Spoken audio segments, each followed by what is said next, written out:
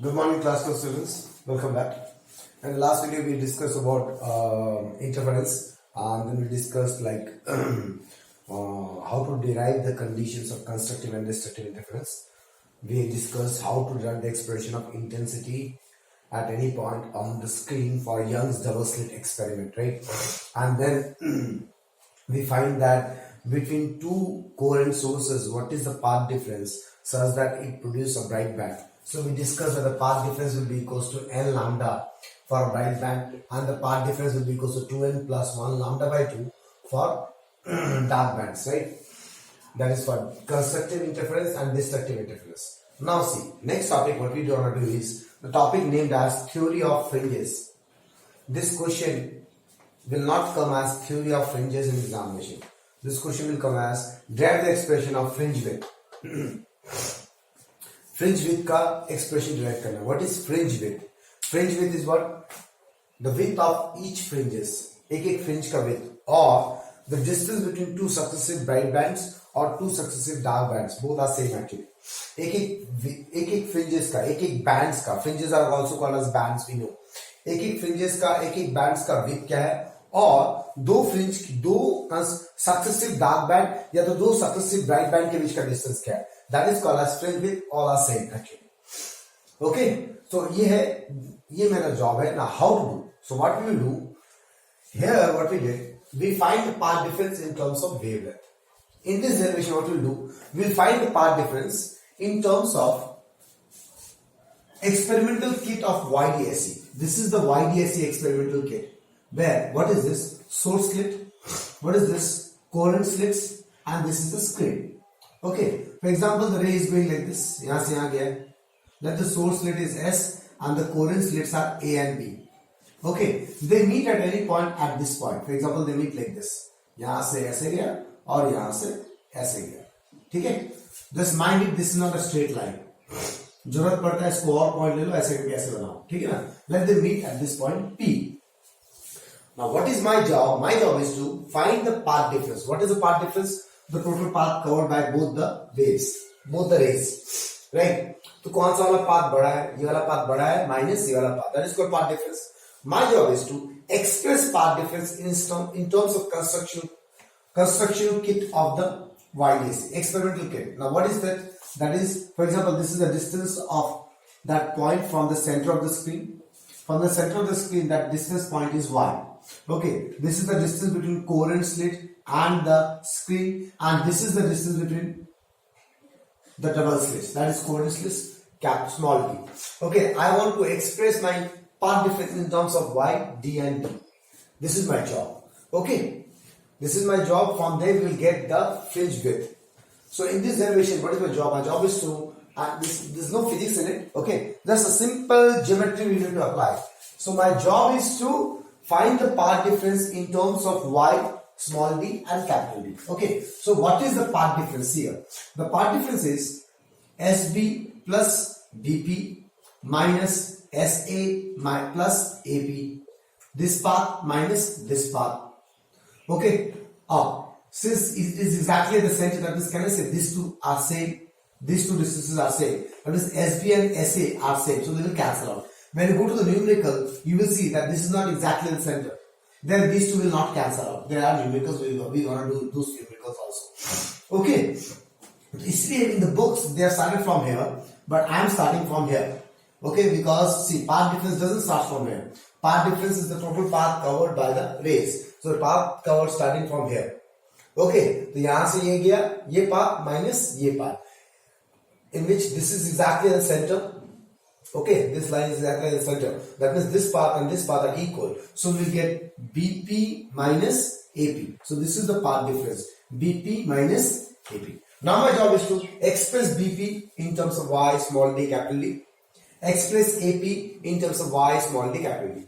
To further express it, what I am doing a construction. यहाँ से एक reference line ले लो. तो अगर ये पूरा D है, तो ये कितना होगा भैया? D by 2. ये कितना होगा? D by 2. ठीक है ना? इसको ले लो तुम O. ठीक है?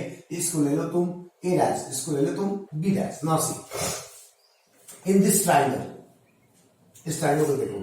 In triangle P B B dash. P B B dash. I can apply Pythagoras theorem. I can write like this: PB whole square equals to BB dash whole square by PB dash whole square. Right? Okay. What is PB? We need to calculate that. PB whole square. That we need to calculate. So PB, I can say it is under root, that is whole to the power half. Okay. Under root BB dash whole square. What is BB dash? D square plus what is PB dash? PB dash क्या है? Y plus D by 2. Y plus D by 2 whole square. Okay.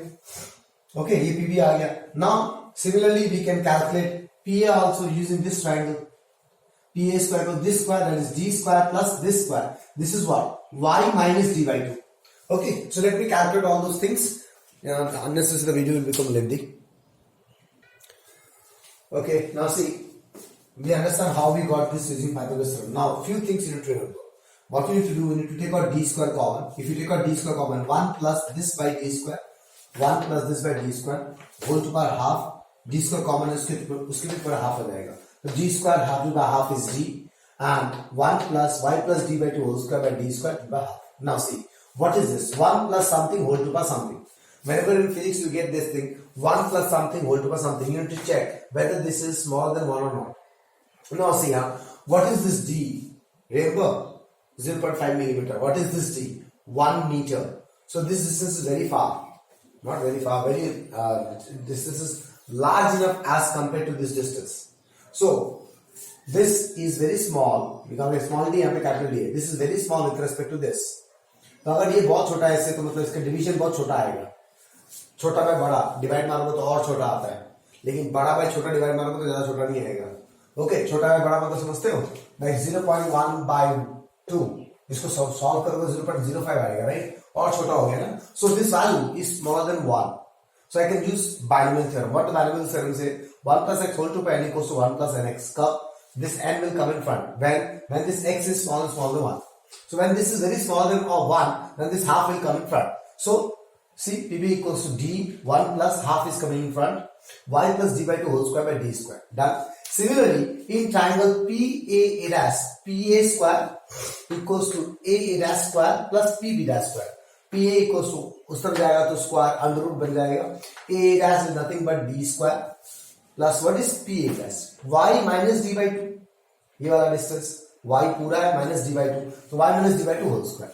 Similarly, here also we can take out D square common and we end up with what? Similarly, shortcut मार दिया मैंने. सब कुछ same रहेगा because everything is same.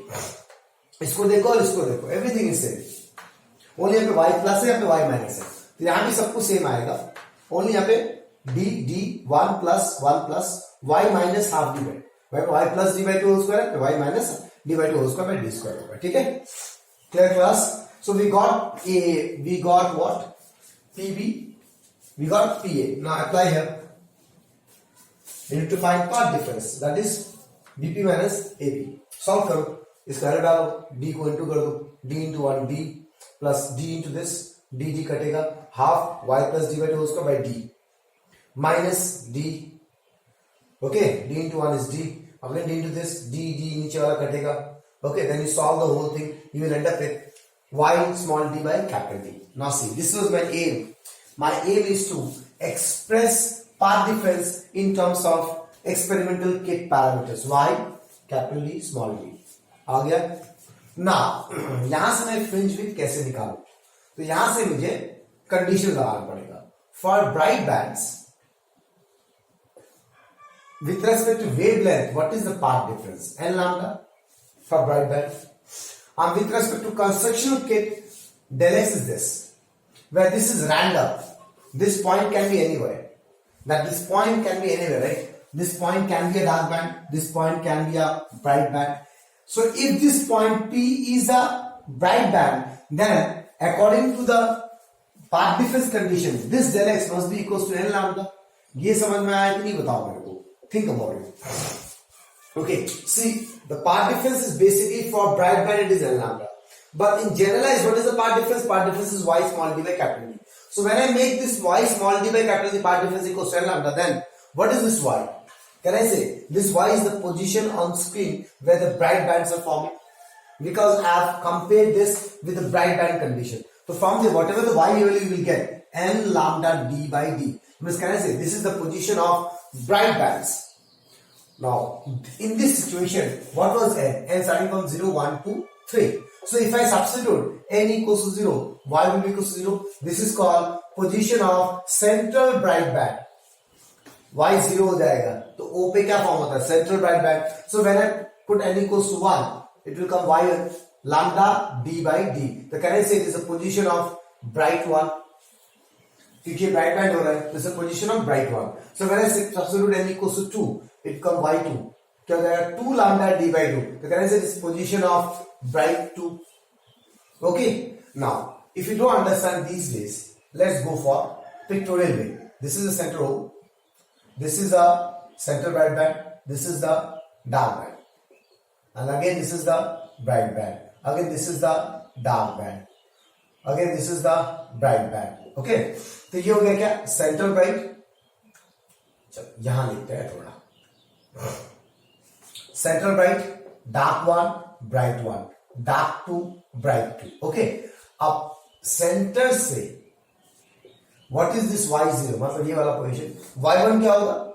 एक centre से इसके centre तक, सेंट्रल मैक्सिमा बोल रहा हूं. Central bright band, that is centre of the screen, center of the bright band, first bright band is y1. This is y1, the position of bright one. Now what is y2? Center of second bright band. So this is y2. I hope you understand what is y1, y2. Okay, clear class? So see how I can say that this is the position of bright band, because I have compared the path difference with the bright band condition. At this condition only bright bands are forming. So when I make this is equals to bright band condition, that means these are the positions of bright bands. And you need to understand कि n0 डालने से कौन सा bright band आएगा, n1 डालने से कौन सा bright band आएगा. तो n0 से स्टार्ट होगा, 1 से स्टार्ट होगा, वो तो हमें पहले पढ़ चुका है. n कहां से स्टार्ट होता है? तो 0 डालने से सेंट्रल ब्राइट बैंड आ रहा है.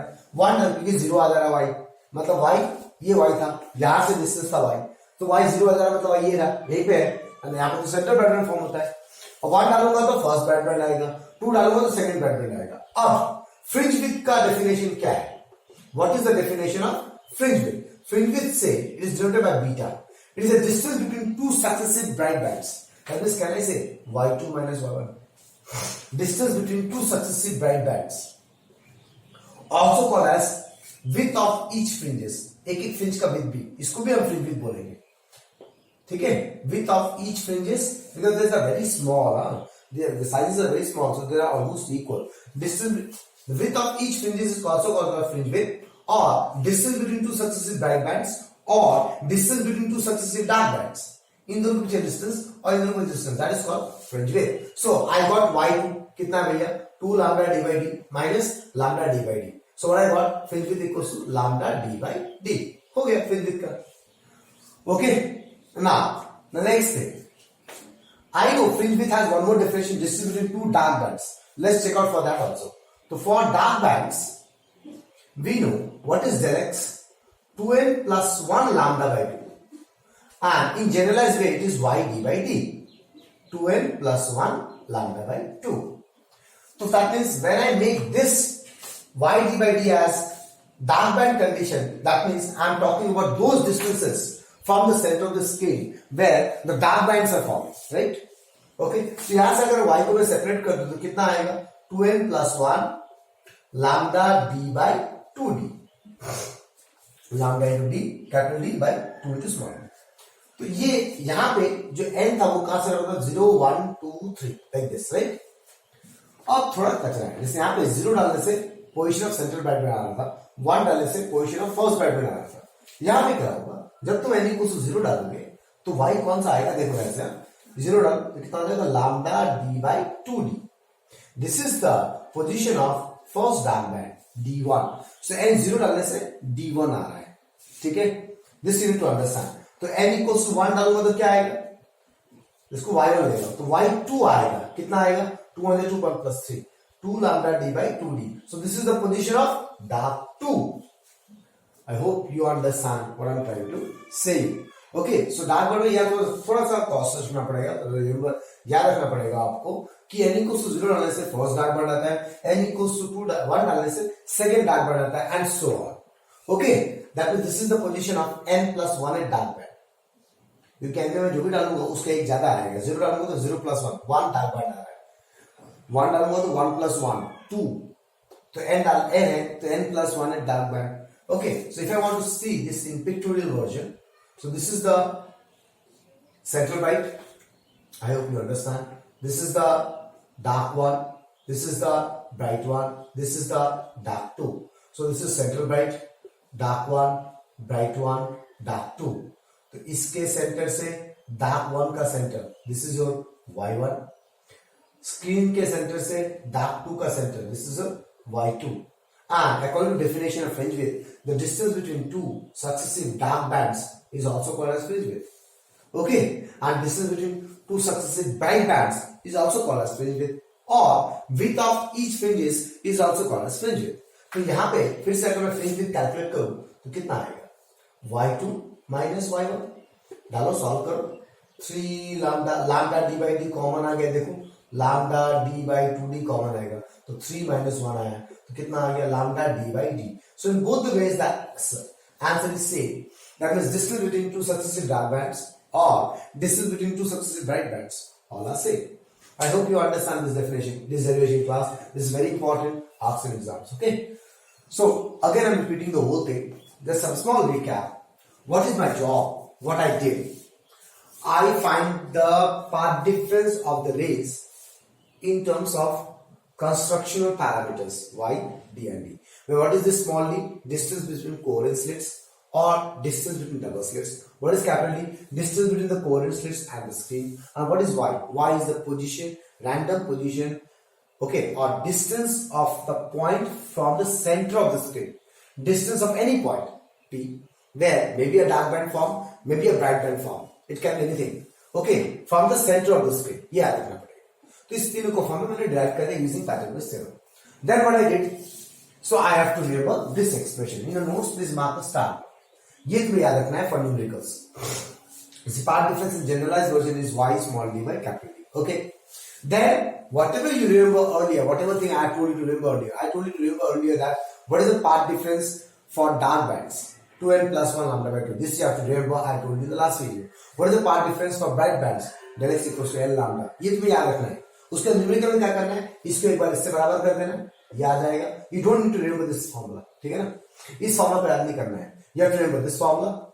Then you have to remember this concept कि क्या कर रहा हूं मैं, कैसे ला रहा हूं. Similarly, you have to remember this formula जो कि हमने पहले पढ़ा हुआ है. इसमें आपको सिर्फ एक ही फॉर्मूला ये मिला. And one formula you have to remember is fringe width. Okay, class. Now we will go to the different factors on which fringe width depends on. Okay, class. The next topic is factors on which fringe width depends on. Okay. Now this fringe width is also called as linear width of fringes. Linear width of fringes. Similarly, in the next time, after some time, we will also study what is called as angular width of fringes. तो अभी हम linear width के साथ confined है, and we will have to discuss about this. So what is fringe width? Lambda capital D by small d. Okay, तो notes में तो directly theory लिखा हुआ है कि इस पे डिपेंड करता है, इस पे डिपेंड करता है, इस पे डिपेंड करता है. क्वेश्चन में थोड़ी हुआ आएगा, क्वेश्चन में conceptual problem आएगा, which is discussed later on in this chapter. If you see after one page that is discussed, okay, those things will do. For the time being, whatever I can see that I am discussing it. What I can see, that fringe width is inversely proportional to the distance between the coherent sources, and fringe width is proportional to the distance between the source and the coherent source and the screen. And what is the third one? Fringe width is proportional to wavelength. Now, what is the fourth one which is hidden here? Since fringe width depends on wavelength, that means wavelength. तो मुझे एक चीज पता है ना कि जब भी वेवलेंथ आता है रिफ्रैक्टिव इंडेक्स फैक्टर आ जाता है. तो अगर कोई चीज वेवलेंथ पे डिपेंड कर रहा है मतलब रिफ्रैक्टिव इंडेक्स पे डिपेंड करेगा. सो मुझे पता है that the refractive index is inversely proportional to wavelength. यहां पे ये डायरेक्टली प्रोपोर्शनल होता है. Can I say fringe width is inversely proportional to wavelength. Okay, lambda का जगह मैं 1/n लिख दिया, लैम्डा की जगह 1/n. So fringe width is inversely proportional to refractive index. Now whose refractive index? The medium in which that YDSA kit जो है ये है ना YDSE। इस किट को किस मीडियम में रखा हुआ है? क्या ये एयर है? क्या ये वाटर है? that refractive index is there. Clear? So if the YDSE kit is placed inside water, one case, or it is in air, in another case, fringe width will change. Okay, if the distance between the coherent slit and the screen is changing, fringe width are changing. If the distance between the two coherent sources is changing, then also fringe width is changing. And if we use different colors light, first I use the red color light. Okay, मैंने fringe width देख लिया. Then I use the violet color light. Again the fringe width will change. Okay, the fringe width is not constant. It depends on the other factors. How it depends, कैसा question आएगा. एक question मैंने अभी बोला, पानी में डाल दूंगा, पूरा YDSE किट को पानी में डाल दूंगा, तो क्या चेंजेस आएगा. These things we'll discuss later on. Okay. Next, this is quite interesting. Asks in exam, even asks in entrance. Shape of fringes. Shape of fringes. ठीक है ना. अब try to understand what I'm trying to say. तो shape of fringes जो होगा बेटा, वो कैसा होगा. जैसे मान लो, अच्छा भाई ये नोटबुक पहले से खोले है, नोटबुक तो नहीं है, पेपर है ये, राइट. ये है screen. This is a screen. मान लो ये आ गया सेंटर ब्राइट बैंड, उसके दोनों तरफ डार्क बैंड आया, फिर यहाँ पे ब्राइट बैंड आएगा. तो स्क्रीन ऐसे रखा है, बीच में सेंट्रल ब्राइट, फिर डार्क डार्क ब्राइट ब्राइट, फिर डार्क डार्क. तो ये स्क्रीन में ऐसे लाइन बन जाते हैं, dark band bright band dark band, like this. तो उस शेप को तुम क्या बोलोगे? तो हमें लगता है if this is screen, if this is screen, तो बीच में बना सेंट्रल ब्राइट, फिर बना डार्क, दोनों तरफ डार्क, ठीक है ना, और फिर बना दोनों तरफ ब्राइट, और फिर बना दोनों तरफ dark, and so on. So we feel like that the shape of the fringes are nothing but a straight line. Straight line बनेगा fringes का shape. But हमें दिखता है यही है एक्चुअली प्रैक्टिकल में, ठीक है ना. प्रैक्टिकल में स्ट्रेट लाइन दिखता है. क्यों दिखता है, किसलिए दिखता है, बाद में बात करते हैं. बट ये जो शेप ऑफ फ्रिंजेस है, ये स्ट्रेट लाइन नहीं होता है, ये हाइपरबोला में बनता है, ठीक है ना. क्यों? रीजन क्या है? सो पहले हमें हाइपरबोला का डेफिनेशन समझना पड़ेगा. हाइपरबोला ऐसा होता है, ठीक है, और यहां पे दो पॉइंट फिक्स होते हैं जिसको हम फोकस बोलते हैं. Non math students listen very carefully. There are 2 points which are fixed and there is one point which is moving x, y, that is point P.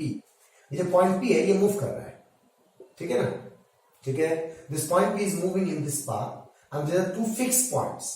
So this point P will move in such a way that the distance of the point P from the fixed points, these are PF1, PF2.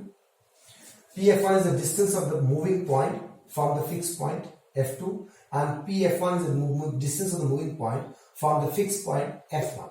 So subtraction between the distance is always a constant. Subtraction of this distance is always a constant. अगर ऐसा कोई moving point दिखे आपको, then that point will move in a hyperbola condition. ऐसा ही कुछ चीजें हमारे YDSE में भी होता है.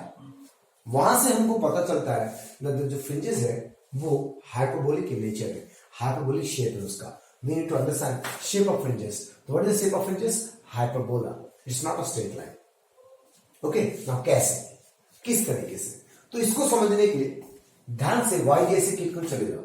YDSE किट तो ऐसे करके दो फ्रिंजेस होता है, दो फ्रिंजेस बोल रहा हूं, दो कोहेरेंट सोर्स होता है, और ये होता है स्क्रीन.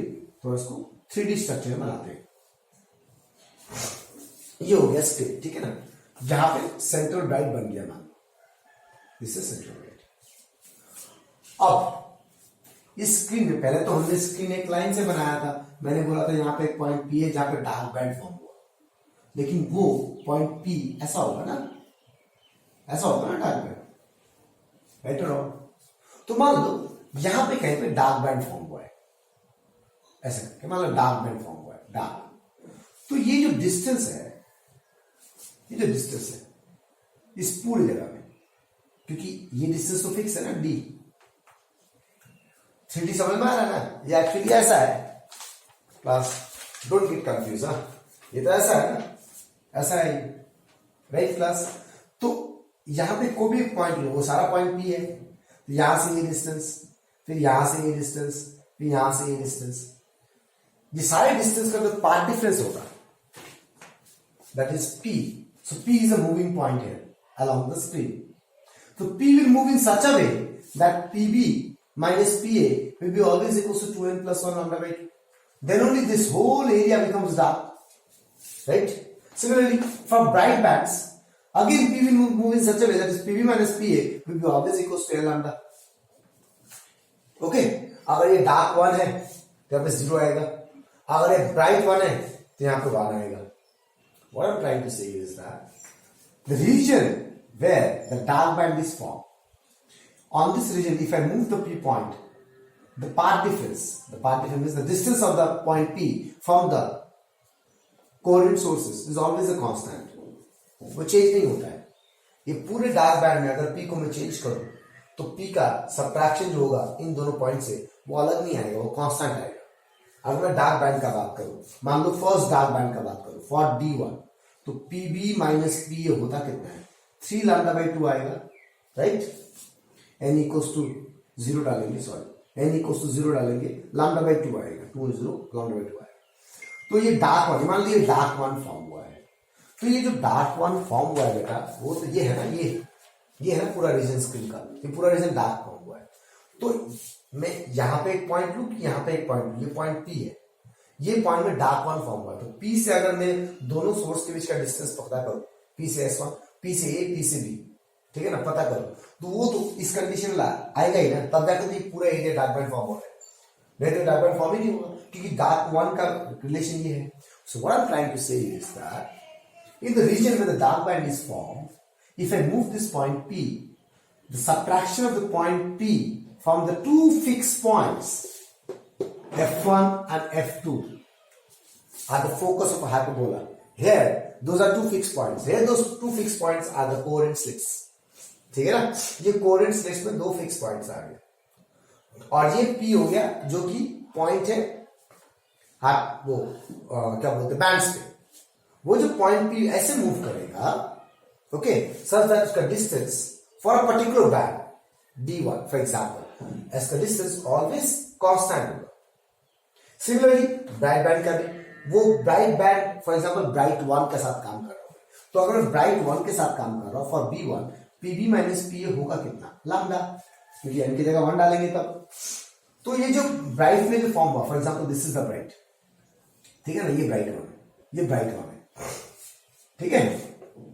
इसमें P ऐसे मूव करेगा कि इसका जो सब्ट्रैक्शन होगा वो ऑलवेज लैम्डा होगा. तो can I say this condition is satisfying this condition. The point P will move in such a way that its distance is subtraction of the distance from two fixed points. Subtraction of the distance from two fixed points is always a constant. Here also the same thing is happening. The dark band is formed in such a way that if this point P is shifting along the dark one, the subtraction is always a constant. Okay, that means what? That means these fringes are not a straight line. These fringes are what? Are hyperbolic in nature.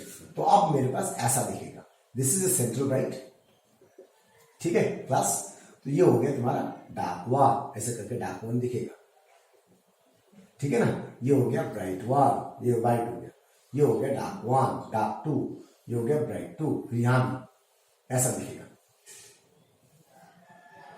Okay class. तो ये central bright, ये हो गया dark one, फिर bright one, dark to, फिर bright to, फिर dark to, यहां भी bright, central bright, dark, bright, again dark, bright, again dark, like this. तो ये हाइपरबोला शेप में बनता है. क्लियर. अब हमको ये हाइपरबोला क्यों नहीं दिखता, हमको ये स्ट्रेट लाइन क्यों दिखता है? क्योंकि हम सिर्फ इतना ही पार्ट देख पाते हैं फ्रिंजेस का, बाकी सब फ्रिंज से बाहर चला जाता है, स्क्रीन से बाहर चला जाता है. क्यों? क्योंकि ये डिस्टेंस बहुत बड़ा होता है. This D is approximately 2 meter and this is approximately 0.5 meter millimeter or 1 millimeter. तो ये डिस्टेंस बहुत बड़ा होता है इसके रेस्पेक्ट, इसलिए हम क्या कर सकते हैं, हमको पूरा फ्रिंज दिखता ही नहीं है फैलते हुए, हमको सिर्फ बीच वाला पार्ट दिखता है. That's why it appears like a straight line. Clear class? So this is all about shape of fringes. Okay, the next is what we have to go for. What is the angular width of fringes? हमने linear width पढ़ लिया, अब हम पढ़ेंगे angular width क्या होता है, कैसे निकालते हैं. So जब भी तुम्हें width of fringes के बारे में बात किया जाए, मेरी बात ध्यान से कान फाड़ के सुनो क्लास. हाँ, तुम्हें एग्जाम में कंसेप्चुअल प्रॉब्लम आया, ठीक है ना, तुम्हें बोला Falna is happening, then what will happen to the fringe width? They didn't mention linear width or angular width. Then, according to you, this is the fringe width. If they mention particularly length, what will happen to the angular width of fringe width? Then only you will think about these things, whatever we gonna study now. Okay, जब तक angular width mention नहीं किया होगा, don't think about it. Okay, so we'll go to the now angular width of fringe. Very simple, huh? Angular width of fringes. All the fringes will have same angular width. तो कैसे करेंगे ये समझो. This is the center of the screen. Okay, and this is the double slits. Small d. For example, this is the central bright band. Okay, so can I say this is beta fringe width? Because all the fringes are equal width. So this is the linear width. But what I need is, I need this, the angular width theta. This is called angular width of the fringes. ठीक है? तो ये angular width होगा कितना? So we know in an arc, this is the arc length. This arc is making an angle theta at the center, and this is the radius. Then what is theta? Theta equals to L by R. हमने ये पढ़ा हुआ है. Theta equals to length of arc by radius. ये बहुत ही कम distance है. अगर length of arc बहुत छोटा हो गया तो आर्क का लेंथ और कॉर्ड का लेंथ सेम होता है. In class 11 we studied. In class 10 also we studied. And we did few derivations also. Okay, तो अगर आर्क बहुत छोटा होगा तो आर्क का लेंथ और कॉर्ड का लेंथ से. So this is a very small one with respect to the distance, with respect to the radius. ये हो गया रेडियस हमारा, ठीक है ना. This is radius. This becomes a radius one. Clear? ये हो गया रेडियस, ये हो गया आर्क. So actually आर्क नहीं है, कॉर्ड है, but आर्क और कॉर्ड दोनों सेम हो जाएगा because the radius is very small, very large. But this ये बहुत छोटा है. With respect to radius, ये अगर बहुत छोटा है, like for example, ये इतना बड़ा रेडियस ले लिया मैंने, ठीक है ना, और मैंने आर्क इतना ही लिया, तो आर्क और कॉर्ड दोनों सेम नहीं होगा. That I'm trying to say. So from there, what is theta? Theta is your length of arc, that is beta, by radius, capital D. Now what is beta? YD by D divided by D. तो क्या हो जाएगा? वैसे ही लिखाओ, गलत लिखाओ. Beta is lambda D by D. Lambda number कर दिया. Theta equals to lambda by D. So this is the formula of angular width of fringes. Again, don't try to mug up this formula class. If you mug up, fine, very good. But if you forget, please remember this concept. क्योंकि इसको निकालने में तुम्हें hardly half a minute लगेगा. It will take half a minute to find this if you understand the concept. Okay, but अगर mug up करके रखोगे तो अगेन सिर्फ याद नहीं रहेगा ये कैसे निकाला, वो भूल जाओगे. और याद करने time again there is a problem. Small D था, कैपिटल डी था, कहाँ था, क्या था. So better to understand it right nicely. Okay, so यहाँ से क्या पता चल रहा है? On what factors angular width depends on? It depends on wavelength. That means it will also depends on refractive index of the medium. And next, it depends on inversely proportional to the separation between the double slits or distance between the coherent slits. But it's very important part is that it is independent of capital D, that the distance between the coherent slits and the screen. जबकि linear width depend करता है देखो capital D पे, लेकिन angular width capital D पे depend नहीं करता है. आई hope you understand what ever I have taught it till now. Okay class, जो भी मैंने पढ़ाया अभी तक इससे क्वेश्चन एग्जाम में आएगा, और नेक्स्ट जो मैं पढ़ाने वाला हूँ उससे भी आएगा. So next what we're going to do is we will discuss all the conceptual problems which may ask from YDSC experiment. All the conceptual problems जितना हो सकता है सारा डिस्कस करेंगे. ओके, उसके अलावा और कुछ होएगा ही नहीं, तो तुम्हें सारा क्वेश्चन आना चाहिए.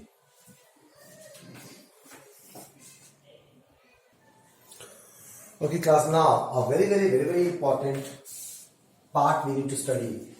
From there you will find definitely one or two questions in your books. Okay, that is what conceptual problem on YDSC. You will see in your notes. I will tell you the page number also. Okay, the page number is basically which page number it is? 11 page number at the end. Conceptual problems related to YDSC or double slit experiment or interference pattern. Different question पूछ सकते हैं. Okay, अब मुझे मेरी बात सुनो, जब भी तुम्हें कोई भी कंसेप्शन प्रॉब्लम आएगा YDSC से, डबल स्लिट एक्सपेरिमेंट बोलेगा, that means also interference experiment और इंटरफेरेंस पैटर्न, मतलब they talking about YDSC only. So you need to understand interference pattern बोले, they are talking about YDSC. The VN is double slit experiment. See double slit experiment बोले, then also they are talking about interference pattern. All are same. Okay. Now तुम्हें particularly कोई एक parameter नहीं पूछता है exam. Like for example fringe width है, तुम्हें ये नहीं बोलेगा कि fringe width में क्या चेंज हुआ ये पूछो, ये बताओ. अगर पूछ दिया तो well and good. I will explain only the fringe width. लेकिन अगर तुम्हें पूछे in general what will be the change in the interference pattern when something is happening. So in those cases you need to explain three parameters. One is fringe width, lambda d by d. This is called angular fringe width, lambda by d. Another is called a very important part which you didn't study till now. Condition of interference to be seen. Interference to be seen. इसका condition क्या है? इसका condition है s by s is smaller than lambda by d. गलत लिख दिया भैया. Okay. S by S is smaller. ये condition क्या है? S by S smaller than lambda by d. ये condition क्या है? Try to understand. If you go to the experimental kit of the YDSC, that is so now because there are few extra parameters we will study now. Few extra parameters. So this is the distance between the coherent slit is small d. Distance between the coherent slit and the screen is capital D. The distance between the source slit and the coherent slit is capital S. And the width of the source slit is smallest. What is the smallest? Width of the source slit. What is this capital S? The distance of the source slit from the coherent slit, also called as double slit. And what is capital D? Distance between the coherent slit and the screen. And what is lambda? Wavelength of the monochromatic light we are using. Okay. अगर ये condition valid नहीं हुआ ना तो interference हमको नहीं दिखता है. This is something new. Okay. Now any question they ask you, it's written in the notes. Note लिखा हुआ है. कोई भी क्वेश्चन तुम्हें पूछेगा, फलना चेंज हुआ, what will be the change in the interference pattern? और ये चेंज हुआ, what will be the change in interference pattern? तो तुम्हें चेक करना है इन तीनों में कौन सा चेंज होगा, उन दोनों को समझाना है. ठीक है, क्योंकि तुम्हें एग्जाम में डायरेक्टली ये नहीं पूछेगा, डायरेक्टली ये नहीं पूछेगा, डायरेक्टली नहीं पूछेगा. तुम बोलेगा what is the change in the interference pattern, बस simple. But you need to explain out of these three any one or two which is changing actually. ठीक है ना? Okay, तो हम एक करके बात करते हैं. I will go according to the notes. The first three we already discussed. First question is, now I'm going to the page number 12. The monochromatic source is replaced by a white light. अगर यहाँ पे monochromatic light हो, इसके जगह मैं white light use कर दूं, क्या डिफरेंस आएगा? तो we studied already. अगर white monochromatic light दूंगा, तो यहाँ पे color bands, not sorry, dark bright dust, बीच में central bright band आएगा. For example, यहाँ पे red light यूज किया, यहाँ पे dark red आएगा, उसके बाद हल्का रेड आएगा. हल्का रेड मतलब क्या? Dark band, intensity minimum. उसका डार्क रेड मतलब क्या? ब्राइट रेड मतलब ब्राइट बैंड. ओके, तो central bright band will be red in colour, bright red, then light red, then again bright red, then again light red. This will be the situation and all the widths will be same fringes. अगर इसको मैं white light से replace कर दूं तो central में white in colour बनेगा और उस तरफ विप जो बनेगा. Few colour bands you can see and all the fringes which are different. These things we have discussed already. Next, one of the double slit or coherent slit is closed. एक को मैं बंद कर दूं तो क्या हो? There will be no interference pattern. A general illumination I can see. No bands I can see. This also we have studied. देखो बाजू में arrow लेके लिखा हुआ. These are three cases I discussed earlier under the topic YDSC experiment observations. Okay. Next, two independent source of light used. यहाँ पे दो independent source of light है. Then also we cannot see the interference pattern. Because वो incoherent sources होते हैं. Incoherent source में जो position of dark and bright bands होता है वो कंटिन्यूसली चेंज होता है. 10 to -9 सेकंड से जल्दी चेंज होता है. चेंज होने के कारण our eyes can not find see the position of dark and bright bands. Right? Okay, now इसके बाद से बात करते हैं, दैट इज पॉइंट बी से हम बात करते हैं. क्या है? The screen is moved away from the plane of the slits. The screen is moved away from the plane of the slits. इस स्लिट्स के प्लेन का मतलब डी इज इंक्रीजिंग, डी बढ़ेगा. So from the statement we need to understand what is changing. The screen is moved away from the plane of the slits. So D is increasing. तो D कहाँ पे है? सिर्फ यहाँ पे है. So I will explain this. So when D is increasing, तो इन तीनों में देखो, मुझे इन तीनों चीज समझाना है ना. इन तीनों में कहाँ पे D है कैपिटल D? यहाँ पे. तो सिर्फ ये समझाओगे, इसके बारे में बातें नहीं करना बेटा. Okay. So when D is increasing, beta is proportional to D. That is beta is also increasing, तो फ्रिंज विड्थ बढ़ जाएगा, राइट? ओके, सो फ्रिंज विड्थ इंक्रीजेस, ऐसा बोलोगे। लेकिन यहां पे तुम्हें और एक चीज देखना है, क्या फ्रिंज विड्थ अगर बढ़ता गया so what will happen, try to understand. ये है फ्रिंज विड्थ स्क्रीन का, ये सेंट्रल ब्राइट, ये डार्क, फिर ब्राइट 1, ब्राइट 2। अगर फ्रिंज विड्थ धीरे धीरे बढ़ता गया तो एक टाइम आएगा ना, एक इंस्टेंट आएगा जब पूरे स्क्रीन में सिर्फ सेंट्रल ब्राइट बैंड दिखेगा, because the fringe width is increasing. So there will be an instant when, because the screen size is fixed but the fringe width is increasing continuously, so there will be one time, an instant will come where we can see in the screen no bands, we can see general illumination. Why? Because on the screen I can see only the central bright band that time. Okay, that is written as a note. Check it out and read it. Okay, now let's go to the E number. D के बाद E में चले जाते हैं. So what the E say? थोड़ा बात करते हैं E के बारे में. क्या है E? मैं भूल गया क्या है. Okay, a monochromatic source of red light is replaced by a blue color light. So red light by blue color light. So what will happen to the interference pattern? तो कलर्स के बारे में बात कर रहे हैं. That means I'm talking about wavelength. ठीक है, तो वेवलेंथ कहाँ का है? यहाँ है और यहाँ है, यहाँ भी है, सब जगह वेवलेंथ. देखो यहाँ भी है, यहाँ भी है, यहाँ भी है, यहाँ भी है, हर जगह है. So try to understand nicely. तो red light is replace by blue light. Red colour wavelength is more than the blue colour wavelength. तो रेड लाइट को हटा के ब्लू लाइट डाल दिया. दैट मीन्स वेवलेंथ डिक्रीज कर दिया, राइट? तो वेवलेंथ जब डिक्रीज किया तो बीटा भी डिक्रीज हो जाएगा, थीटा भी डिक्रीज हो जाएगा. So this too we need to explain. Okay, तो ये क्या होगा, इसका क्या होने वाला है? तो आप देखो बेटा, इसको मैं क्यों नहीं समझाऊंगा. Try to understand why I will not explain this factor here. So I think you understand till this point. When the red light is replaced by blue light, so that the wavelength is decreased. Decreased and decreasing में difference है बेटा. हाँ, decrease मतलब एक particular level तक घट गया, and decreasing मतलब continuously घटे जा रहा है. So when there is a case of decreasing or increasing, we explain this. ये क्या बोलना चाह रहा है? Try to understand. Lambda by d का factor इससे बड़ा होना चाहिए. Wavelength घट गया, तो समथिंग बाय समथिंग में ये ऊपर वाला फैक्टर घट रहा है. जैसे फॉर एग्जांपल इफ आई से something lambda by D, lambda एक बार ले लेते हैं 2 बाय डी, एक बार ले लेते हैं 1 बाय डी, तो कौन सा बड़ा है? 1 by D is 0.5 D, right? 2 by D कितना होगा? 0.5 डी. 0.5 डी बड़ा है कि 2 बाय डी बड़ा है? ऑफ कोर्स मुझे 2 बाय डी बड़ा है ना. तो what I am trying to say is that, को समझ में आ रहा है क्या बोल रहा हूं मैं? तो अगर मैं लैम्डा को घटा रहा हूं, अगर ऊपर वाले फैक्टर को मैं घटा रहा हूं, तो ये पूरा फैक्टर घटेगा ना. अगर लैम्डा घट रहा है, this implies lambda by D भी घटेगा. सो अगर ऊपर वाला फैक्टर जिससे डिवाइड मांग वो अगर कम हो रहा है, तो ये पूरा फैक्टर घटेगा, डिक्रीज नॉट डिक्रीजिंग. अगर ये चीज डिक्रीजिंग होता तो ये घटते घटते घटते घटते ऐसा टाइम आता जब ये फैक्टर इससे बड़ा नहीं छोटा होता, क्योंकि ये फैक्टर से बड़ा है. अगर ये कंटिन्यूसली घटता रहेगा तो ये कंटिन्यूसली घटाता रहेगा, छोटा होता रहेगा. अगर ये कंटिन्यूसली छोटा होता रहेगा तो एक टाइम आएगा ना जब ये इससे बड़ा नहीं, बड़ा होने से तो दिखेगा, छोटा हो जाएगा, मतलब उल्टा हो जाएगा, ये ग्रेडर हो जाएगा इससे. I hope you understand class. So I told you we are changing the lambda. So lambda we face here also, here also, here also. That means we need to explain this, this and this both, all three. But I am not explaining this. Why? Because see red light को blue light बना दिया. That means it is decreased. It is not decreasing. अगर decreasing वाला कोई case आएगा बेटा, then I will explain the third case also. Okay. Now let's go to the F part. So what is an F? The separation of the two slits increased.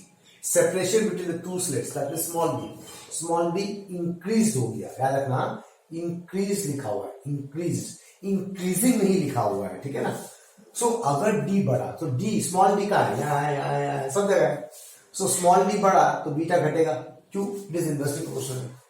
Theta भी घटेगा, क्यों? Inversely proportional. Again ये मैं नहीं समझाऊंगा इधर, क्योंकि ये इंक्रीज हुआ है. अब मैंने नोट में यहाँ पे लिखा हुआ, अगर क्वेश्चन में कहीं बोल दे कि D is increasing continuously, increasing, धीरे धीरे ये स्मॉल डी बढ़ रहा है, ओके, ध्यान से सुनना मेरी बात बेटा। ये जो डी अगर कंटिन्यूसली बढ़ रहा है, इसका मतलब लैम्डा बाई डी कंटिन्यूसली घटेगा।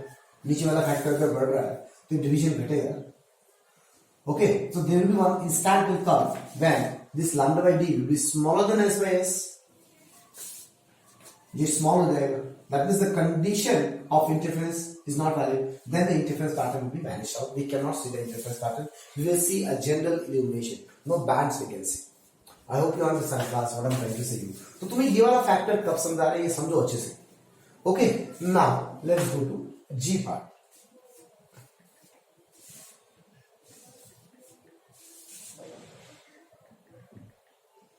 फोन का भी ना बार बार करके ना क्या बोलेगा। ओके, कौन सा किया ना भैया हमने, जी करेंगे। The separation of the two slits decrease, D घट गया, सेम कंडीशन है। Separation between the two slits decrease, so when D is decreasing, what will happen? Beta will increase, inversely proportional, theta will increase. Okay, and if they ask you, इसका मैंने notes नहीं लिखा है, अगर बोला D is decreasing continuously, D continuously घट रहा है, तो डी घटेगा तो ऑटोमेटिकली ये तो बढ़ेगा ना। सो व्हाई टू एक्सप्लेन, क्योंकि ये कंडीशन तो बढ़ा ही रहेगा ना हर टाइम। नीचे वाला चीज अगर घट रहा है तो डिवीजन तो बढ़ेगा ही ना हर टाइम। तो अगर शुरू में ये बड़ा था इससे, तो डी को और घटाऊंगा तो ये बढ़ा ही रहेगा ना बेटा। This will increase only, there will no change. You understand class? Okay, I hope you understand this thing. की now why I am not explaining here, क्योंकि अगर मेरे there is no change in this condition is happening. Interference तब दिखेगा जब ये वाला ratio इस रेशियो से बड़ा हो। तो अगर ये वाला रेशियो पहले से इस रेशियो से बड़ा है और ये वाला वैल्यू में और घटा रहा हूं, क्या होगा, और घटा रहा हूं, ये वैल्यू बढ़ा ही रहेगा और बढ़ेगा, दैट मींस ऑटोमेटिकली ये बढ़ा ही है इससे। So that means that condition is no need to explain. So now next is H. Now what is H? The source slit move closer to the slit plane. The source slit move closer to the double slit plane. That means S is decreasing. इसको मैं नजदीक ला रहा हूं, इसको मैं नजदीक ला रहा हूं, S डिक्रीज हो रहा है। तो अब क्या होगा देखो तो, मूव क्लोजर मतलब इसको धीरे धीरे मैं नजदीक ला रहा हूं।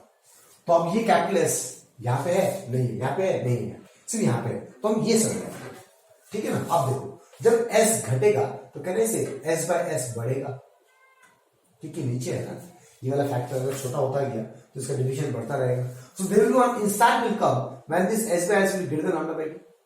In those cases interference pattern we cannot see, क्योंकि condition of interference is not valid. अरे ये समझ में आ रहा है, S घटेगा तो ये बढ़ेगा कैसे? Let's take an example ना, S by S, S by 2 घट रहा है क्या, and S by 1 कौन बड़ा है? S by 2 बड़ा है कि S by 1 बड़ा है? Of course S by 1 बड़ा है। S by 2 is 0.5 S, ये हो गया S।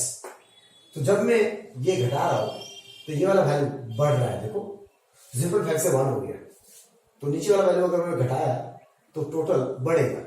सो एक टाइम आएगा जब ये वाला वैल्यू इससे बड़ा हो जाएगा तो मुझे इंटरफेरेंस नहीं दिखेगा बेटा। Okay, next I, the width of the source slit is increase. What is the width of the source slit? This is the source slit, इसका width is smallest, it is increasing.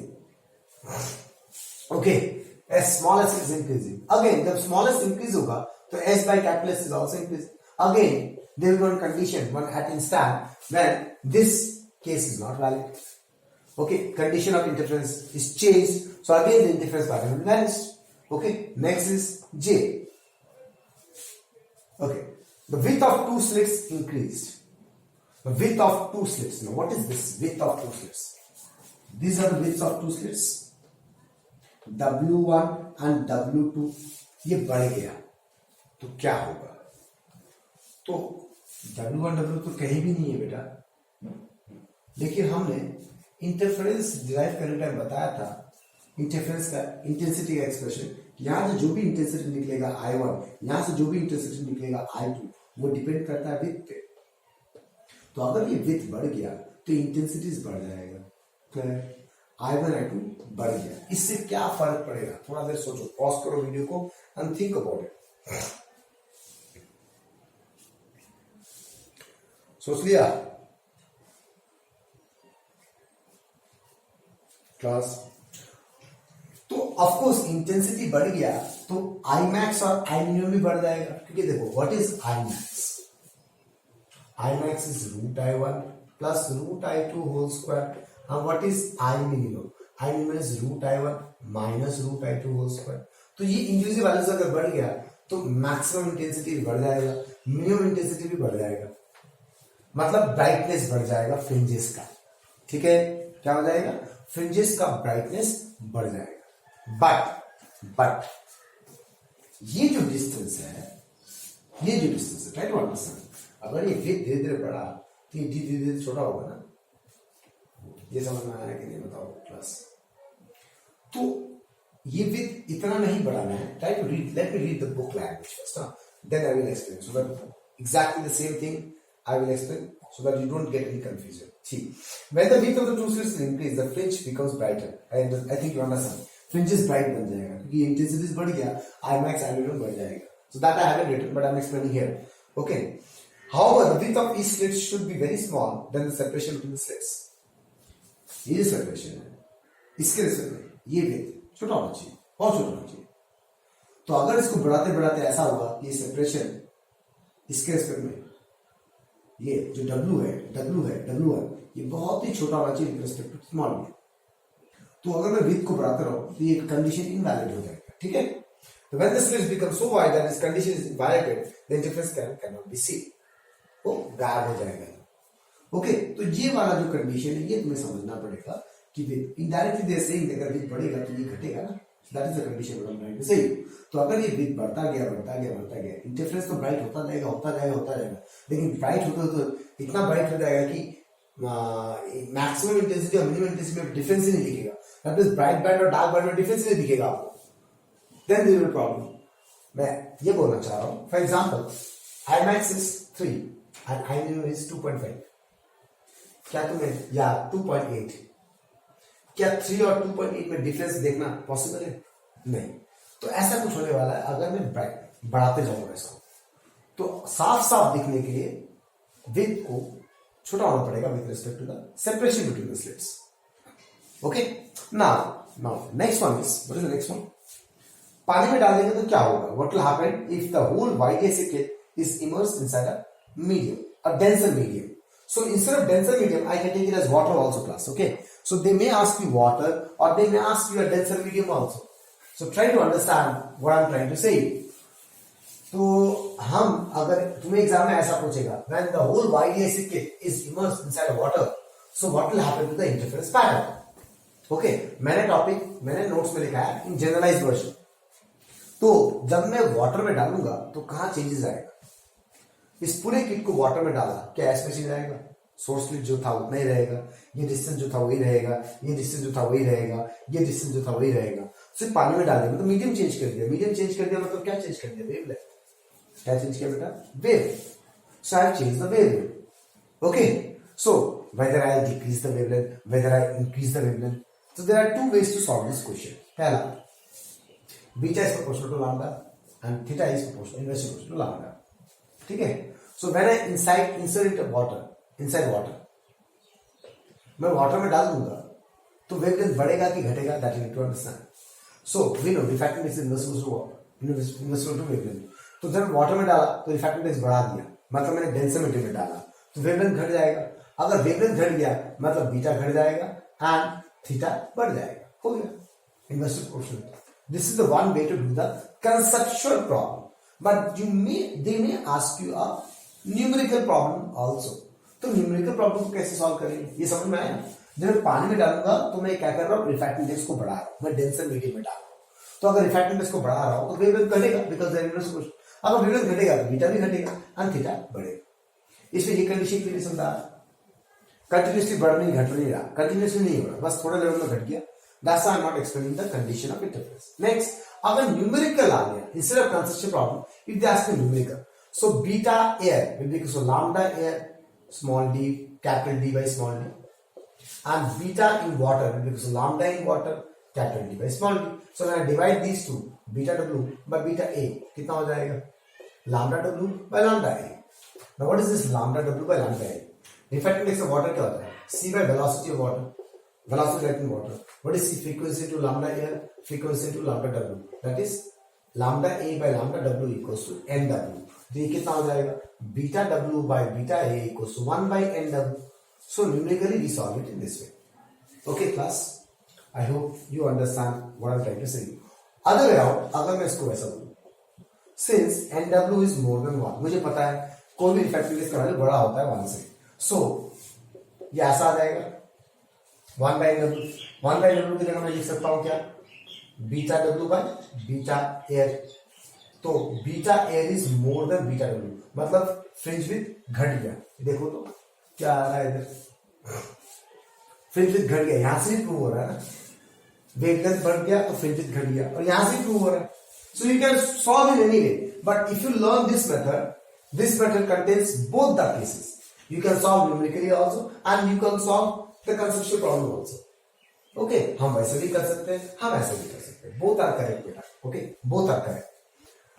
I hope you understand class. Now we will learn how to sketch interference pattern. Okay class, now what is sketching of interference pattern, also called as double slit pattern? They may ask to sketch the interference pattern. Sketch मतलब graph बनाना, ठीक है। इसी को हम ऐसे पूछ सकते हैं, show variation of intensity versus, ये जो versus intensity y axis में होगा, versus phase difference और path difference और position on the screen. Okay, there are total 6 graphs. In those 2 graphs you can see in the notes. Sketching of interference pattern दो तरीके से पूछ सकता है। एक sketching of interference pattern पूछेगा, या तो पूछेगा show the variation of intensity versus, ये उनमें से कोई भी पूछ सकता है, ठीक है ना, versus phase difference, versus path difference, versus position on the screen. Try to understand ना। अब अगर ये नहीं पूछा, तुम्हें बोला sketching of interference pattern, तो तुम इंटेंसिटी को वर्सेस कोई भी दिखा दो, पाथ डिफरेंस दिखा दो या तो फेज डिफरेंस दिखा दो, कोई भी एक चलेगा, ये या तो पोजीशन ऑन स्क्रीन दिखा दो, no problem. Basically we show by phase difference और पाथ डिफरेंस। तो अगर तुम्हें बोला नहीं गया है कि वेरिएशन ऑफ इंटेंसिटी वर्सेस किस पे दिखाओ, ओके, वर्सेस क्या, एक्स एक्सिस में क्या होगा, तो तुम फेज डिफरेंस पे दिखा दो या तो पाथ डिफरेंस पे दिखा दो। लेकिन अगर मेंशन किया हुआ है तो तुम्हें 4 इंटेंसिटी को वर्सेस 3 चीजों में दिखा सकते हो, ओके। एक ये हो गया, आई होप यू अंडरस्टैंड।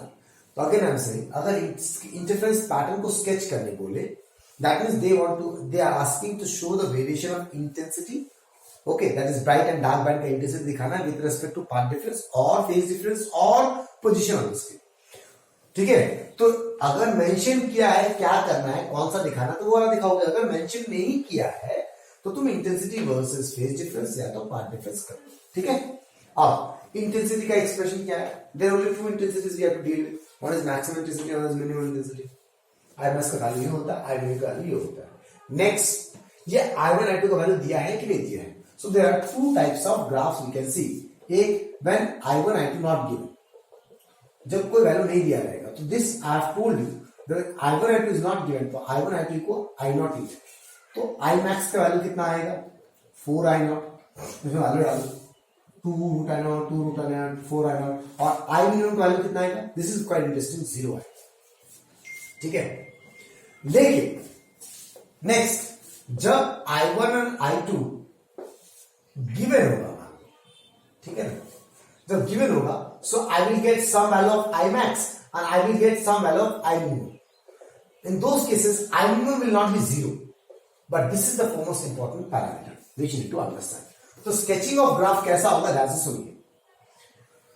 ये हो गया centre of the screen, for example, क्या बनाए मुझे, एक लाइन नहीं बना रहा मुझे, ओके, ये थोड़ा ध्यान से सुनो बेटा, कहीं गलती नहीं होना चाहिए। अब इसमें जो आई मिनिमम वो 0 है, मतलब जो मिनिमम कर्व होगा वो एक्स एक्सिस को टच करेगा, and we know all the bright bands has same intensity, interference pattern ये बोलता है, all the dark bands has same intensity। तो ये सारे डार्क बैंड का इंटेंसिटी और ये सारे ब्राइट बैंड का इंटेंसिटी है, तो इक्वल विथ इक्वल हाइट भी होगा और विथ भी होगा, ये मेंटेन करना है आपको, ठीक है ना।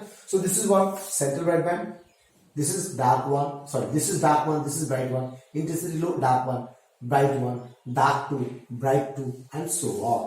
I hope you understand. Okay, ये हो गया Imax, that is 4I0, 4I0, ये हो गया इंटेंसिटी। तो ये क्यों नीचे एक्स एक्सिस को क्यों टच किया, बिकॉज आई मिनिमम जीरो है। लेकिन यही ग्राफ अगर मेरे को I1 और I2 दिया है, अगर I1 और I2 तुमको दिया है तो I मिनिमम तो जीरो नहीं होगा ना, तो यहां से एक रेफरेंस लाइन बनाना पड़ेगा। This is your I minimum and this is your I max. ये हो गया I मैक्स और ये हो गया I मिनिमम। अब यहां से बनाओ central bright band, dark band, bright band, dark band, bright band, dark band, again dark band, bright band, dark band, bright band. Clear? ये डिफरेंस हुआ दोनों में। तो ये I मिनिमम थोड़ा ऊपर चला गया, एक्सेस प्लस नहीं किया। I hope you understand. Okay, next versus क्या? Versus phase difference, versus path difference या वर्सेस पोजीशन। तो अगर वर्सेस पार्ट डिफरेंस बनाना है तो सिर्फ ब्राइट बैंड्स का दिखाओ, यहाँ पे सारा दिखाने की जरूरत नहीं, सिर्फ ब्राइट बैंड्स का दिखाओ। यहाँ पे यहाँ पे यहाँ पे ये वैल्यूज दिखाओ कितना है। तो वी नो ब्राइट बैंड का पार्ट डिफरेंस वैल्यू कितना होता है, एन लैम्डा। तो मैंने यहाँ पे पार्ट डिफरेंस दिखाया, चलो डेल एक्स दिखा रहा हूं, ठीक है। ये डेल एक्स होगा क्या, यहाँ पे जीरो होगा। नेक्स्ट फर्स्ट ब्राइट बैंड के लिए 1 लैम्डा, मतलब लैम्डा होगा। सेकंड बैंड के लिए 2 लैम्डा, मतलब 2 लैम्डा होगा। तो इस तरफ क्या होगा, minus lambda, minus 2 lambda. I hope you understand. ये हो गया पार्ट डिफरेंस का स्टोरी। क्लियर? इसको थोड़ा ऐसे दिखा देते हैं। ये हो गया path difference del X. Okay, अब मान लो मुझे फेज डिफरेंस दिखाना है, तो कैसे दिखाऊंगा? तो फेज डिफरेंस में कन्वर्ट करो। अगर ये तुम्हें पता है तो you know what is the formula phase difference, 2 pi by lambda into path difference. So 2 pi by lambda into N lambda, that is n into 2 pi. ये हो गया फेज डिफरेंस का। तो 0 डालोगे तो 0 आएगा, 1 डालो तो कितना आएगा, 2 पाई। 1 डालोगे तो फर्स्ट ब्राइट बैंड आएगा, 2 डालो तो सेकंड ब्राइट बैंड आएगा, 4 पाई। This is bright 1, this is bright 2, don't forget. तो इधर 2 पाई, इधर कितना होगा, -2 पाई, इधर -4 पाई। हो गया क्लियर? फेज डिफरेंस की फॉर्मूला दिखा दिया। अब अगर तुम्हें पोजीशन ऑन द स्क्रीन पूछे, मतलब y position on the screen, intensity versus position on screen, तो अब y कैसे निकालेंगे? तो मुझे पता है del X equals to y D by D होता है। इसको n लैम्डा के बराबर कर दो। तो what is y, n lambda D by D. तो फर्स्ट ब्राइट बैंड के n 1 डालो तो कितना आ जाएगा, लैम्डा डी बाई डी। 2 डालो तो कितना आ जाएगा, 2 लैम्डा डी बाई डी। फिर इधर minus lambda D by D, ठीक है, -2 lambda D by D. Clear? Understand? Okay, so same way exactly same thing you have to plot here. ये हो गया तुम्हारा ब्राइट 1, ये हो गया ब्राइट 2, ये हो गया opposite side. Okay, path difference दिखाना होगा तो path difference lambda, 2 lambda, minus lambda, यहाँ पे हो जाएगा 2 पाई, 4 पाई। So I hope you understand what is sketching of interference pattern class. Now, इसके बाद one more topic is there under the interference, that is called what is sustained interference. इसके बारे में थोड़ा सा सुन लो, you have to study on your own. Sustained interference क्या होता है? It's a very important topic again. Okay, sustained interference मतलब the position of dark and bright bands on the screen which they are forming is very distinct और साफ साफ मुझे दिखना चाहिए, क्लियर होना चाहिए। तो डिस्टिंक्ट, साफ साफ होना, उसका पोजीशन चेंज नहीं होना चाहिए, उसको हम बोलते हैं सस्टेन इंटरफेरेंस। ठीक है, अब किस किस फैक्टर में सस्टेन इंटरफेरेंस डिपेंड करता है? तो position of the dark and the bright bands change ना हो बोल के हम कोहेरेंट सोर्स यूज करते हैं, तभी सस्टेन इंटरफेरेंस मिलता है। नहीं तो इनकरेंट सोर्स यूज करेंगे तो position of dark and bright इतने जल्दी चेंज होगा कि मुझे दिखेगा ही नहीं। This is one of the parameter. दूसरा पैरामीटर क्या है? दोनों लाइट जो यूज कर रहे हैं कोहेरेंट सोर्स यूज करके, उनका एम्पलीट्यूड सेम है, ताकि मिनिमम इंटेंसिटी 0 हो जाए और मैक्सिमम इंटेंसिटी मिनिमम इंटेंसिटी 0 हो जाए। अगर तुम्हें मिनिमम इंटेंसिटी 0 दिख जाए, इसका मतलब क्या? टोटल डार्क बैंड फॉर्म होगा, पूरा ब्लैक होगा, कोई लाइट ही नहीं होगा। और फिर मुझे ब्राइट और डार्क बैंड में इजी होगा पहचानना। अगर मिनिमम इंटेंसिटी 0 नहीं हुआ तो क्या प्रॉब्लम होगा? हल्का रेड, डार्क रेड, हल्का red, dark red, okay, not dark red, bright red. तो वहां पर मुझे पहचानने में प्रॉब्लम होगा, ऐसा भी लगेगा क्योंकि ब्राइट रेड को हल्का रेड मैंने पकड़ लिया, सो वो मेरा सस्टेन इंटरफेरेंस नहीं हुआ। That's why we take the superimposing waves as, or amplitude of the coherent waves are equal. Clear class? Okay, तो मैंने 2 पॉइंट्स तुम्हारे साथ डिस्कस किया। There are many more points. Please mark up those points कि D, वो जो मैंने थोड़ी देर पहले पढ़ाया था, the width of the double slits should be not much bigger, it will be very small with respect to the distance between the coherent slits. समझ में आ रहा है? मैं बता रहा हूँ कुछ, मैं I'm talking about this. The width of the double slits should be very small with respect to the distance between the coherent plates, so that the interference I can see. Okay, that's all class. Interference topic is that. There are many more topics to go in wave optics. Diffraction, polarization. There are 2 more topics. Okay. For this video, that's all. Thank you very much.